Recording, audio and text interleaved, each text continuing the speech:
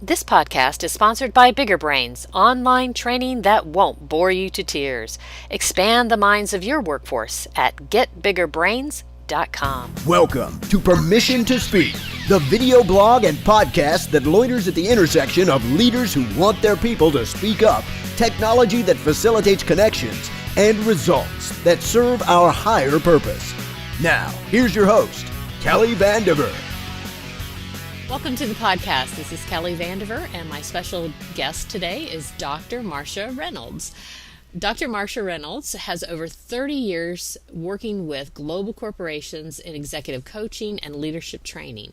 She is a past global president of the International Coach Federation and speaks and teaches worldwide on topics related to leadership coaching and emotional intelligence.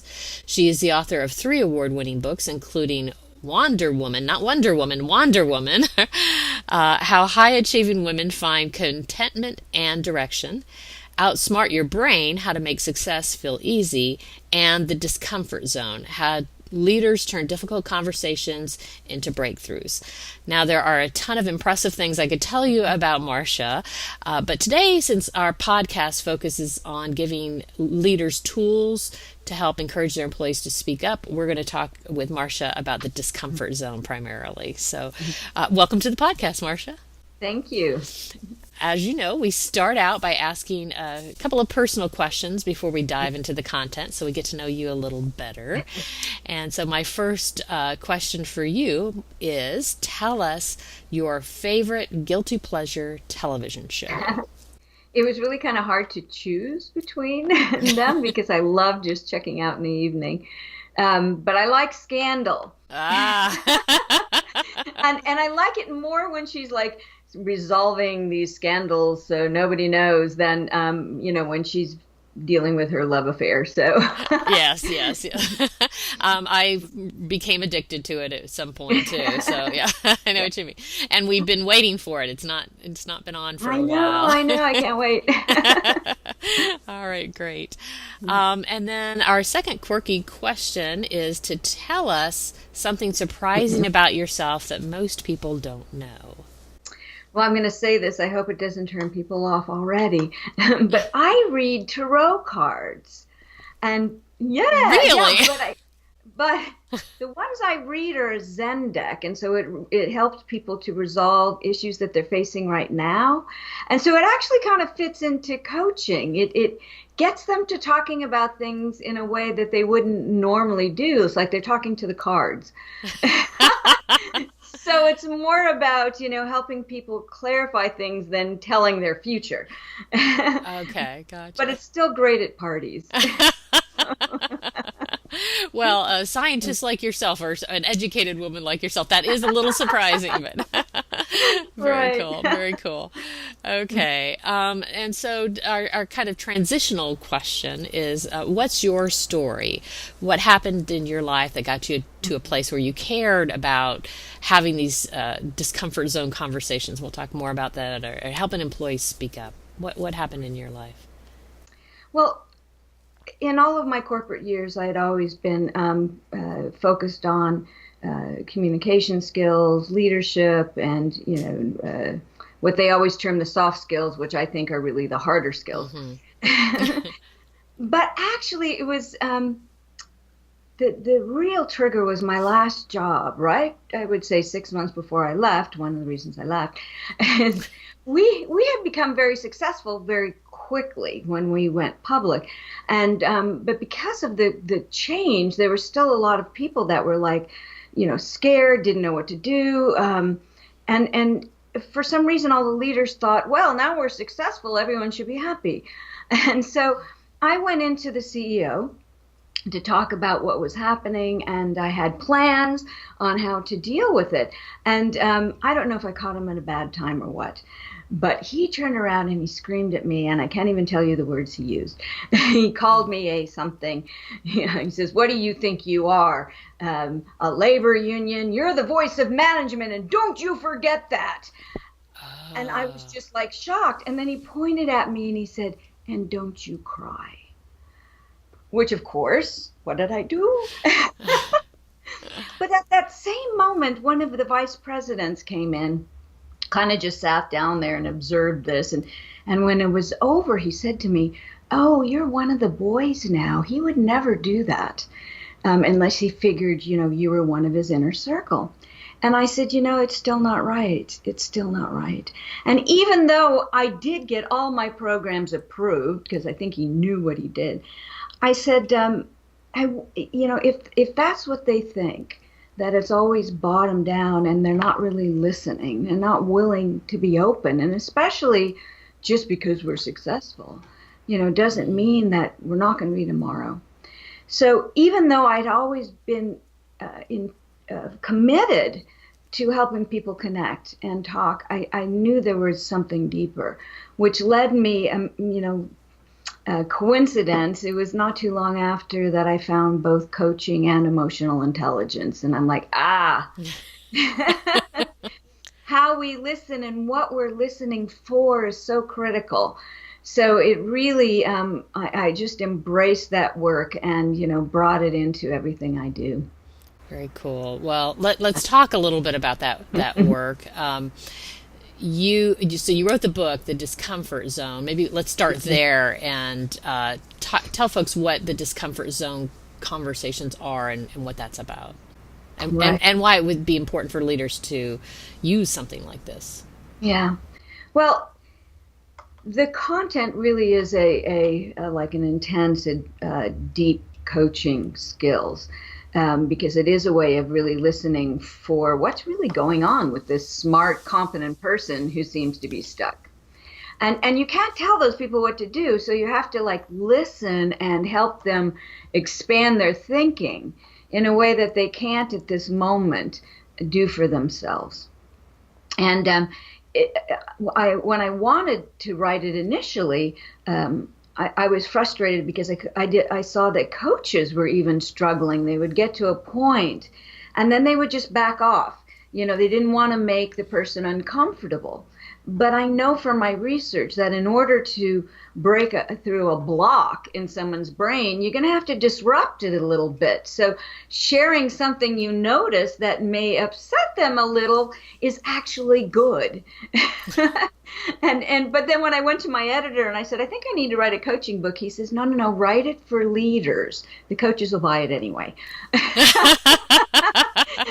And I said, well, but of course, because it's the leaders who, how many times it's that avoiding the difficult conversation and not realizing it's the difficult conversation where you have the greatest opportunity. So that's why I committed to writing the book in the first place, and knowing that leaders have such a difficult time, but it's because they think they have to devise a message. What is it I should say to this person? Instead of realizing it's more about how do I listen to this person, and what is it then I question, I share back and I question that's going to make the person stop and question themselves. And that's what the techniques are intended to do. Well, and you gave a personal example in the book that I think really helps kind of illustrate how that works. So you had a boss that kind of did that for you. Would you mind sharing that story? Yeah, sure. And just to know that my boss and I didn't really get along all that well, but he still had this way of just noticing, of paying attention and really listening that made the difference. So there was this one day I was doing my normal complaining about somebody, which, high achievers tend to do that. And it's like nobody's working as hard as I am. They're not, pulling their weight and just went on. And he says to me, wow, everybody disappoints you. And I stopped and I had to think about it. And then he says, will anyone ever be good enough for you? My brain just went, and I even knew in that moment that I had to go think about it, that, he was right. Something was wrong here. And that's the whole point, is that when you notice someone's behavior and just feed it back to them, and then be curious about it and just ask the question, that it breaks through my ego barrier. And the next few days, it's like that's all I could think about, because I realized not only was this hurting my relationships with my peers, but about every relationship in my entire life, and had been doing it for years. Like, you said when we talked before, gee, I wish I would have known this before. It's like I realized, oh my, what have I done? In just 2 statements that he was able to get me to reflect on, every relationship I had, and what damage I was doing by, not just I set high standards for myself, but then carrying it over and expecting other people to live just like me. Right. In my obsessiveness. And there was just so many more things that I kept learning over and over just by that moment. So as you're, as a person that's listening to this and thinking, I'm not quite sure if I'm still getting it or not, when might they find themselves in a situation where they want to have that discomfort zone kind of conversation? Right. I mean, when's it appropriate? I would say that it's usually in the times when you're sitting across from somebody that is smart, capable, creative, can usually solve problems, but is really just stuck in this moment. And it's just simple things like you might have somebody in meetings who likes to solve things, but then they're always interrupting and, giving their ideas, and they're not, and you just tell them, here's, what people, what you're doing. And they're like, yes, but I have a purpose for doing this because I know these things. And so they're stuck in seeing themselves and their behavior in one way and are very good at rationalizing it. So in that moment, that's the type of person that you need to, again, break through that frame that they've built around this, that they have all good reasons in the world to be doing what they're doing. And you just can't tell them to stop it and change. Even if you say, well, I'm not going to promote you. It's like, well, okay. So I had once a client where her boss said, I'm not going to promote you till you quit undermining people and criticizing them in meetings. So instead of outwardly criticizing them, she shut her mouth and she was just, So you can't just tell people to change their behavior and they just do it, because she had to really realize that the impact of what she was doing was not getting her what she really wanted in her life, which took some moments, but questions more about what is the purpose of leadership, and what do you think your colleagues, how do you think they define leadership? It was more that conversation than stop doing that. That's not good. That's a great example. So one of the things that I found fascinating about your book is a lot of this is nuanced, that being in the moment and really paying attention to what the person's saying, like you said earlier, listening, and then putting that together with their long-term goals. How did you approach this? You've put a lot of that nuance into the book so that people can really apply what it is that you're talking about. And I don't know what the question is here, but see if I can find it out. How did you approach trying to talk about these soft skills in a way that others could learn what you maybe have known intuitively, or maybe learn through some of the coaching leadership that you got?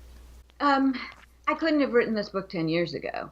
I've been a coach, a trained, certified coach, so not just somebody, who applies some coaching technique, which is fine.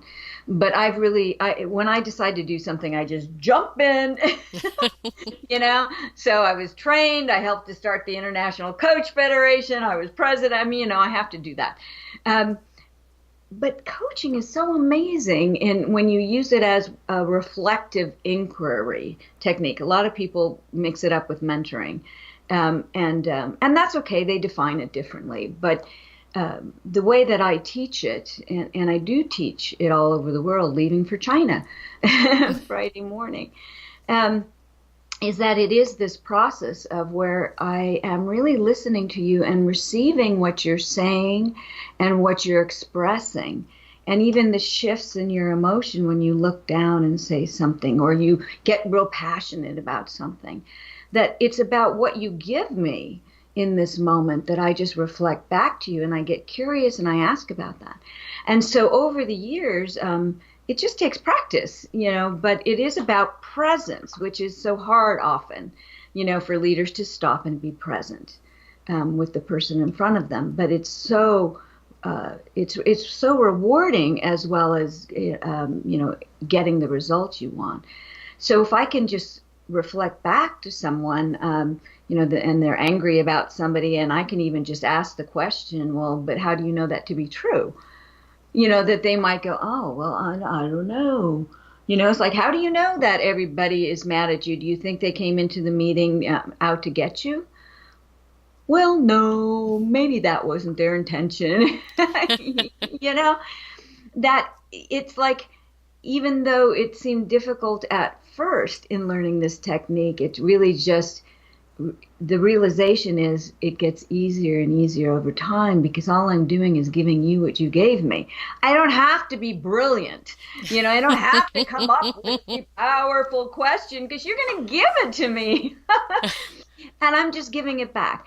But I had to have, a level of mastery myself, of course, but also all those examples, coming from both my own experiences, and also when I teach coaching skills, I like also using case study as a teaching technique, where we look at different scenarios and, what worked, what else we could use. So many of my students have, in the book, we're willing to share their cases as well. So, so they're real.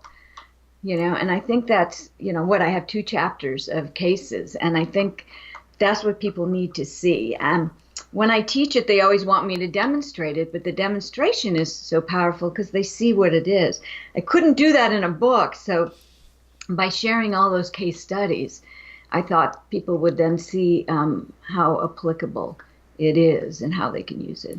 Absolutely. The case studies you used, I recognized. I know. Not because I knew the people, but because they are so common, right. especially with really talented people that we work with that have something that's blocking them, that's getting in the way. So I love the examples you gave. Yeah, thank you. And I think that's the main point. It's not like it's the person that's a problem and who knows if they'll ever be able to achieve this, but it is your best people that, maybe can't make the transition to leadership, or they're struggling with their relationships. And again, they're just doing this, and maybe they just need you to do this. Oh, there it is. And they're so powerful, because once they see it, they can't go back. And it actually occurs in the middle brain when you create that new realization. It's a creative process. So it's like it changes their behavior for good. Whereas if you just tell somebody this would be really good for you, knowing that it's good for me doesn't necessarily change my behavior. I mean, how many things do you know you should do, but you don't do it? Right. Right? Right. So information doesn't change behavior, but a shift in perception does. And so that's what this does. It broadens the awareness, or shifts people's thinking, so they see really a new reality, which automatically changes who they think they are and what they do. Very good. Now, are there times where this kind of a approach that has the coaching and the questions isn't appropriate? Well, if there's a couple of factors that need to be there, and trust is one. And so if the person doesn't really trust that you're there in their best interest, or you've broken trust in the past, so they're cautious of anything you do, then, it may not work because they'll throw up their walls. Boop, boop, not getting in, not here, and probably won't even talk to you, But if you go in with, I know this is a smart, capable person, I believe in them, I have hope. So you don't want to go in angry and disappointed, but you go in with that sense that I'm here to help this person achieve a goal they want, and I know they can do it. So it's the intention and your emotions that create that space, But on the other hand, too, there's always got to be, some, if not willingness in the moment, but desire. So if you hit on a goal that the person really wants, they want to be leader, they want to be recognized more by their peers, they want more peace and quiet. But if you know what it is they want to achieve that they're not getting, then you can, when you say, I'm here to help you with that, then you might help shift their willingness to where they're at least willing to have the initial conversation with you. Good. Now, in your book, you also talk about the importance of feeling heard. So, kind of walk folks through, pretending like somebody's coming in for a coaching session, and that being heard part, and why that's important. Well, the old thing is until you hear me, I'm not going to listen to you. And so, but in this type of situation, it's not just hearing the words, but it's allowing for the emotional expression, which, a lot of leaders have a difficult time doing. And so they just, want to, okay, fine. And they don't want to hear that. When really, if you allow for the person to be a little upset and to be frustrated or angry because they weren't included in a decision, and you acknowledge that I understand that you're angry or you're frustrated, then they feel heard and acknowledged, and they're more willing to go with you on this. So it's not just the acknowledgement of the words, but also the emotions, which opens up the possibilities. And to not be afraid of that. It's just their expression at the moment, and they need to be heard. And the leaders I've seen do this, it's like, no, you don't have to fix their emotions or say, oh, don't feel that way. I mean, don't do that. But just to say, I understand, that you're feeling this way, it makes sense that you would. And, what do you know to be true in this moment? Are you willing to look at what's possible going forward? You can start to move the person into possibility once you hear them, right, and allow for that at that level. Absolutely. So good. So you mentioned sometimes that it's hard for leaders to be in that uncomfortable place where they're making somebody else uncomfortable, or they're dealing with emotions that maybe they don't want to have to deal with. So right. What gets in the way besides, just that? I mean, that is huge in itself, but are there other things that get in the way of a leader getting in that discomfort zone with their employee? Yeah. Well, this is why I love the foundational skill of emotional intelligence. I always try to kind of weave that into any kind of coach training that I do, or leadership training, because it starts with self-awareness and just being able to be with how you feel, or to be able to shift it. I mean, that's emotional intelligence, means choosing how I want to feel in the moment. But I have to recognize it and accept it first, instead of stuff it, and try to make it go away. So it's like being able to say, oh, look at that, I'm angry. Okay, what might be better at this moment is a skill that I think every leader needs to learn. I mean, there was no reason for that CEO to do that to me, to scream at me, to say that if I was one of his top people, that I don't care what phone call he was on at that moment, before I walked into the door. He should have been able to take a breath, clear his mind and choose how he wanted to feel, or to say to me, now's a bad time. Yeah. And so I think that, the leader sets the emotional tone. The brain adjusts to what it sees as the socially dominant person in the room, which happens to be the leader. So I will either take on your emotion, whatever you're feeling, or I'm going to react against it. So you're angry, I'm going to be angry, or I'm going to be afraid and shut down.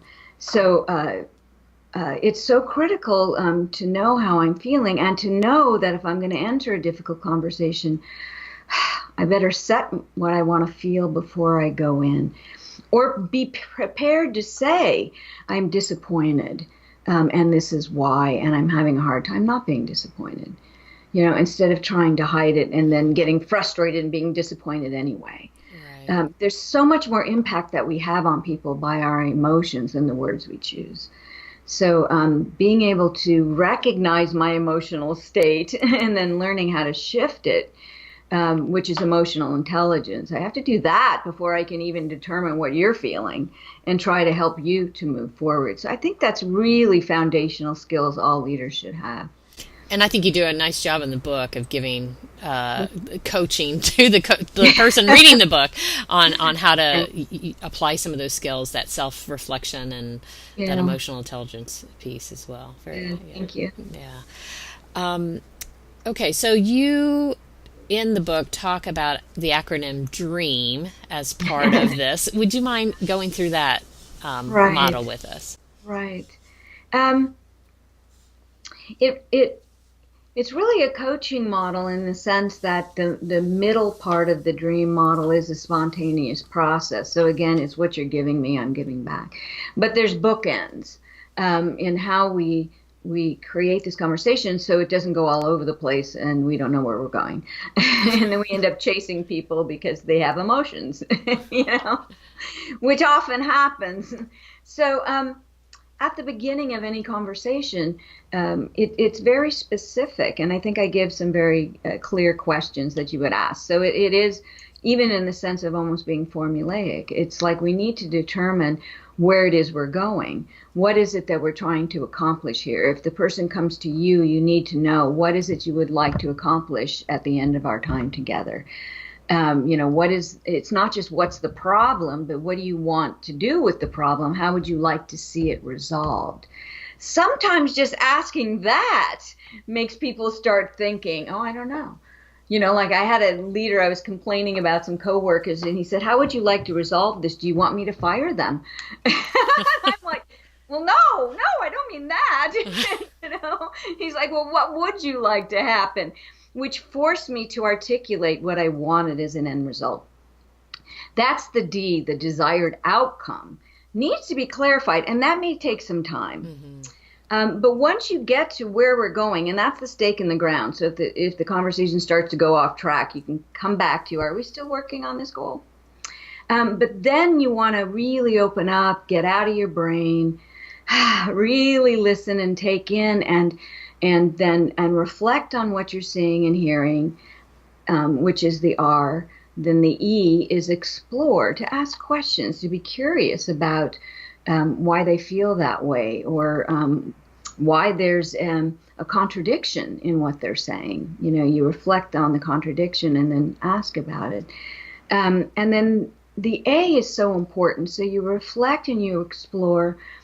And then you need to ask them to acknowledge what they're learning or what insights they're having.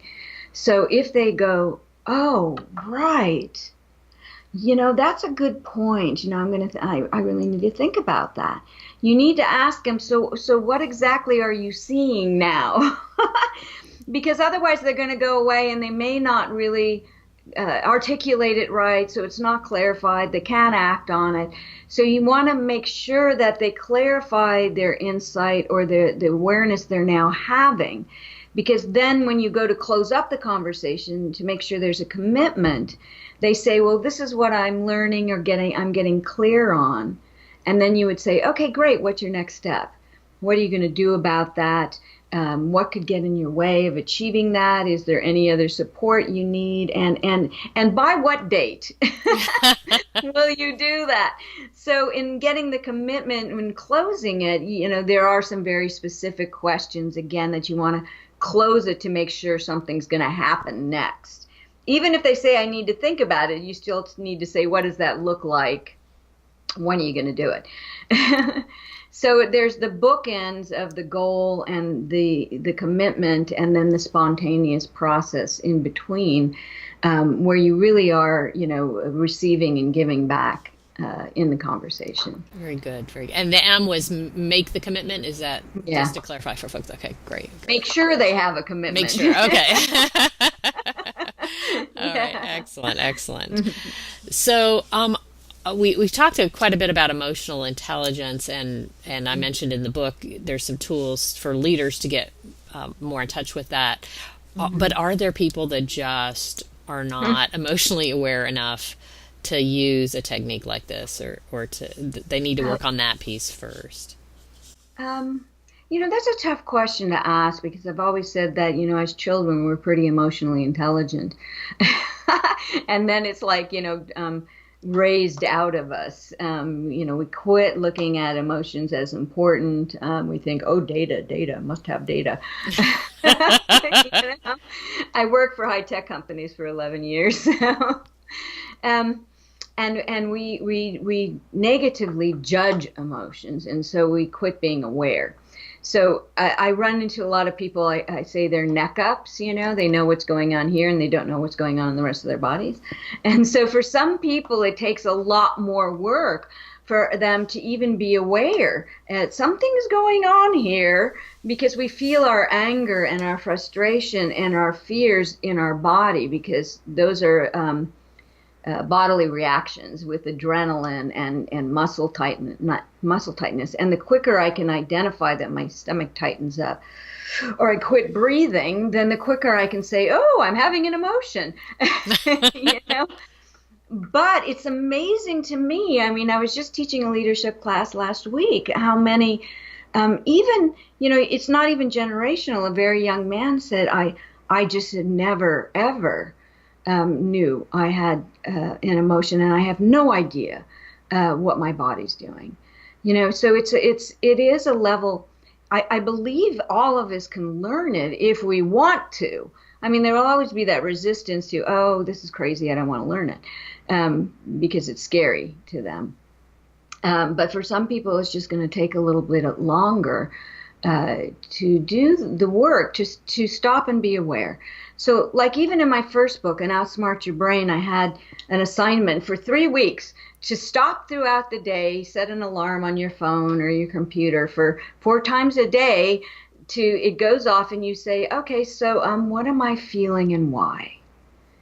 And it's amazing, if you do commit to that, you do start creating an awareness in your brain that you start doing it naturally, to where it's like, I notice something's going on. What is that? And understanding what our emotional triggers are, which I'm a big thing that, we have different triggers. And so you need to really go into what is it that I dearly protect. Do I get set off because somebody's not respecting me, or I'm losing control, or I'm afraid about what's going to happen tomorrow? That, really looking at and learning about emotional triggers. Because you can't just say I'm having an emotion, you have to understand why. So if you Google emotional triggers, I bet I come up right near the top. So you might find some information that would be useful.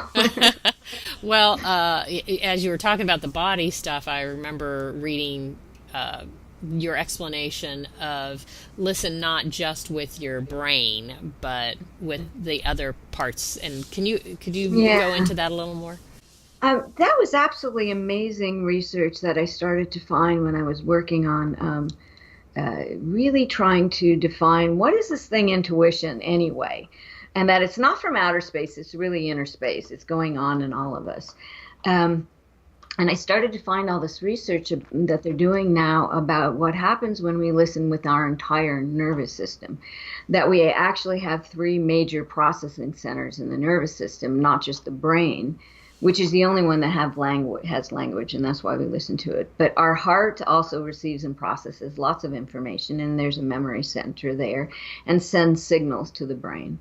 And our gut has even now they're saying 500,000 or 500, I don't know, million or whatever, just an enormous amount of neurons in the brain, in the gut, and every class of neurotransmitter that connects them to create thought is found in the gut.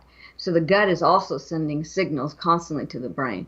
And why is it in almost every language on this planet, there's something about, I should have listened to my heart, that everyone knows that. And now gut is defined differently in different languages, but there's still something that says I should have listened, to my body. I should have listened to my gut, to my core, So Eastern religions don't use the word gut, but they so count on that. My center, my core is my wisdom, And so if we're willing to really open up our hearts, with gratitude and care, and listen through our heart, and use courage to open our gut, our center, our core, and really receive information. It's amazing when I do this work with leaders and coaches to first just listen to the heart, what they hear differently, or listen through the gut. They have different things they pick up and they ask about. And what's even more amazing I'm finding is there's new research in the last 2 years in the therapy world that says not only are we able to pick up nuances and sparks of intuition, but when we listen with our heart and our gut, we actually create a greater bond of psychological safety, where the person we're with is more willing to open up and be vulnerable.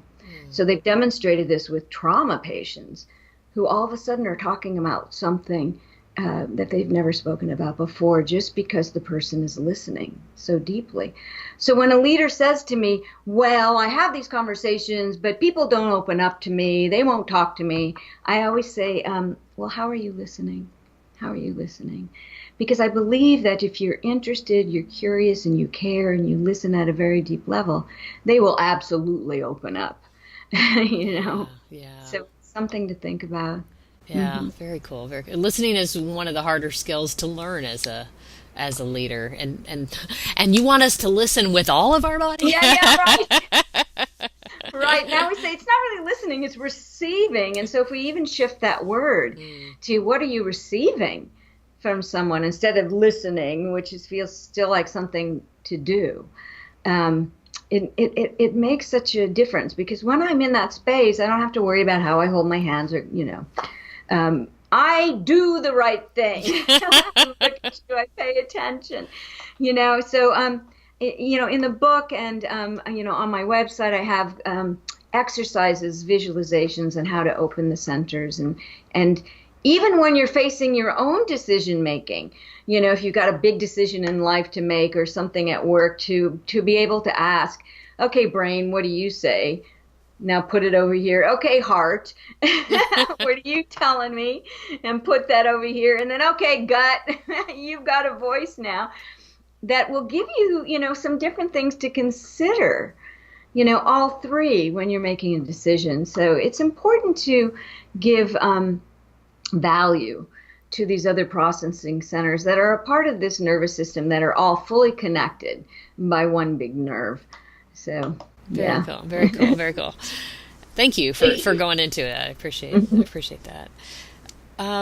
So there is a quote in your book that I would like you to talk about. So the quote, for a change to be genuine and lasting. So we're thinking about a coach trying to help a person make the change. For that change to be genuine and lasting, the person needs to want to improve because it's the right thing to do, not because there will be a reward. Yeah, and I guess when I read that, I was thinking, I know in my leadership roles, I've said to well, if you just do this, then you'll get that, whatever it is that you want. So yeah. Well, I think bless Daniel Pink and all his work around motivation and looking at that it's the intrinsic motivation that is more long-lasting, and that the external rewards not only are short-lasting but sometimes backfire. Right. That I think that's important, but external rewards really are short-term. And then I'm always wanting more. And as a leader, you don't have more to give. But if it's something that I really want because it fits within my values, or it's based on a goal that I truly desire to achieve, that's something that I want in my life, that it's going to be the change that I make to achieve that is going to be far more lasting. Then, okay, if you tell me that I can have this, then okay, I'll be good for a while. Mm-hmm. But it hasn't changed my sense of who I am. I also really like the work that the authors did in the book, The Leadership Pipeline. It was the first book I ever read that said, leadership is different at every level, and so you just can't do one leadership and expect, frontline leaders and middle leaders and, for it to fit in every way. But also there has to be a value shift for the leaders to take on these things. So from high achiever to leader, there has to be a value shift from my work to our work. But then when you start to move to middle management, there still has to be a value shift where it's not about just this one team. I have to oversee the whole thing, and I want success for the entire organization, and I want to grow leaders, and I need to find my successor. So there has to be a value for that before the behavioral change, before I'll spend time learning the skills.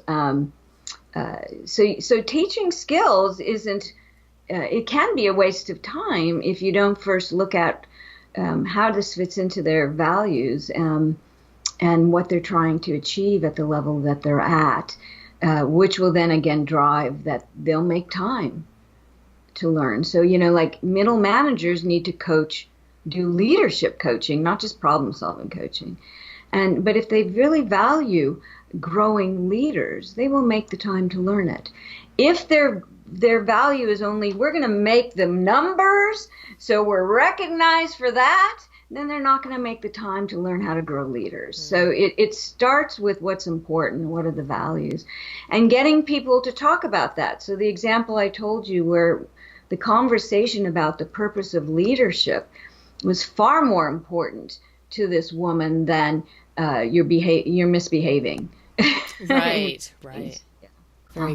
Very good. There's another quote in your book I'd like to talk about too, because I think it's something that leaders need to be aware of, that are willing to enter into these discomfort zone kind of conversations. But you say you must stand for the best results for the person you are with, whether or not their decision gives you the results you want. Right. So sometimes that might mean what's best for them is leaving the organization or not getting on board like you want them to. I mean, can you talk about that? Yeah. Well, what I had mentioned before, that the person has to feel as if you are there to help them achieve their goals and you're there in their best interest. If they sense that you're just there for your goals, then it's like, oh, forget you. And especially high achievers. But if they feel that, and then that's going to help build trust. And honestly, when they feel that you're there in their highest interest, that creates a little bit of loyalty. So if they're going to leave, they're going to leave anyway. Right. So are you making them stay? Well, they're probably already on the internet looking for a job. But if they feel that you're there for their best interest, they may think twice about going somewhere in a different culture that may not support who they are. And I've heard this over and over with people who have been in organizations for years, that yes, I could have left and gotten more money over here, or gone off and done my own business, but they so believed in me and invested in me And so I don't think you can fear that. And those people that are going to go, we're going to go anyway. So they'd already had their 5-year plan or their 1-year plan or whatever. And but you never know, they may come back, or who they will then send because of what you did and say, that's a great company to work for. So my last company, we had a good reputation. We were a semiconductor company, middle-sized, sandwiched between Motorola and Intel. But we had the better reputation for culture that really was family-oriented and team, really cared about people. We weren't killing each other, and we attracted people, so new hires, good potential. And again, some people left for the money and then came back, and good majority of them came back. So I say, don't be afraid of that. Just go in it, be in their best interest, and see what happens. Great advice. Great advice. Thank you. Thank you. Mm-hmm. All right. And as leaders are thinking about doing this, anytime we try to change a behavior, do something different, it can be awkward and uncomfortable. So what advice do you have for leaders listening to make this make it work? Well, remember your purpose and commitment. When we change habits or change behaviors, is always weird. And they always come back to me and say, I just feel a little uncomfortable. It's like, okay, good. That means you're trying, So, and it's okay to say to somebody, I'm just really working on this. So, I'm not going to do it perfect. And, I always say, as I said in the book, they want you to be present more than they need you to be perfect anyway. So don't go in expecting, I'm going to be perfect at this, because I don't know that there is a perfection. You just keep getting better. So just notice and say, again, another one of those things where you say, oh, look at that emotion. I'm feeling awkward. Isn't that fascinating? And move on. Very good. Very good.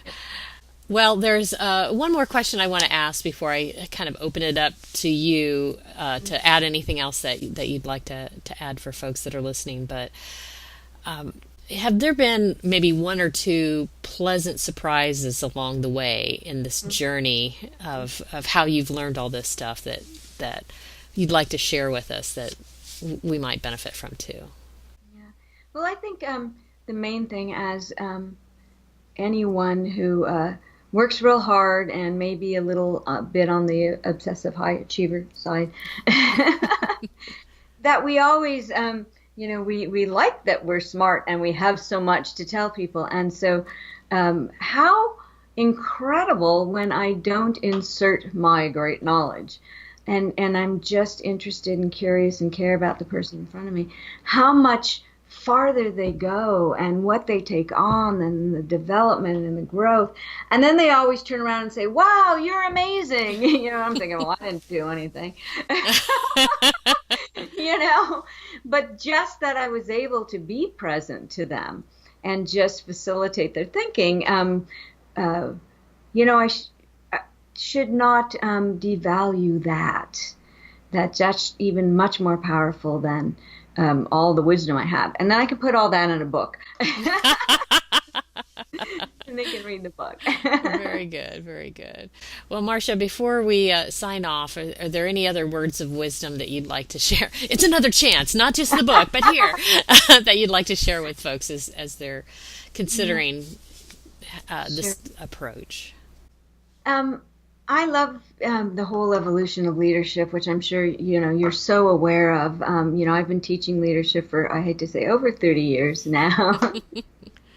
But, how we so wanted to teach people the right words to say, or how to evaluate their personality style, or all those things, when it's just really coming down to, especially with the current generation, that how much can I value this person in front of me?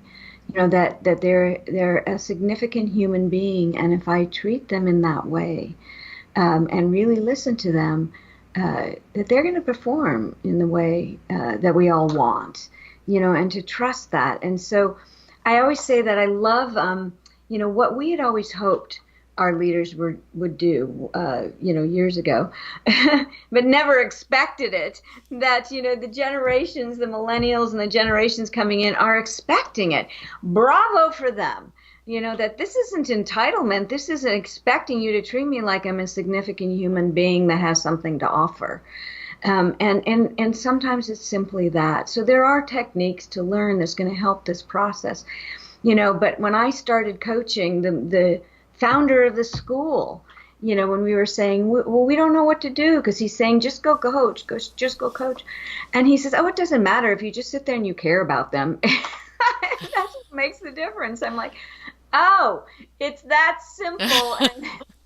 And so I learned that the less I say, the more profound I am. That's my final thought. Oh, shoot. Well, thank you, Marcia, for caring enough to write the book and having the experiences that you've had, so that you could help us learn as well. Yeah, so. Thank you, and thank you for having me on. I really appreciate it. It's been my pleasure. Thank you so much. Mm-hmm. This podcast was brought to you by Bigger Brains, online training that won't bore you to tears. Expand the minds of your workforce at getbiggerbrains.com. Thanks for tuning in to Permission to Speak. If you want to increase collaboration and innovation in your organization, check out more resources available at speakingpractically.com, or give me a call, Kelly Vandever, at 770-597-1108.